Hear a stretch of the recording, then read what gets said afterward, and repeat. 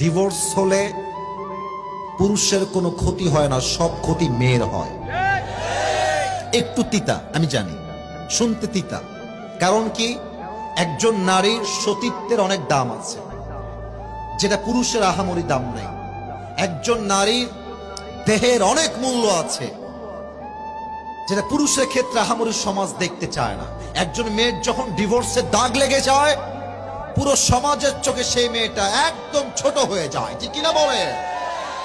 তো স্বামীর সঙ্গে বেঈমানি করার পূর্বে একটু ভেবে নিবেন যে ক্ষতিটা আমার হবে না, ক্ষতিটা আপনার হবে না, ক্ষতিটা হবে প্রত্যেকটা সেই মেয়ের যেই মেয়ে স্বামীর সঙ্গে গাদ্দারি করে, ঠিক কিনা বলে? তিন ধরনের মেয়ে মানুষ সংসার জীবনে কখনোই সুখী হতে পারবে না। 1 নাম্বার, যে মেয়ে মানুষ অতিরিক্ত জিদ করে। 2 নাম্বার, যে মেয়ে মানুষ স্বামীর মুখে মুখে তর্ক করে।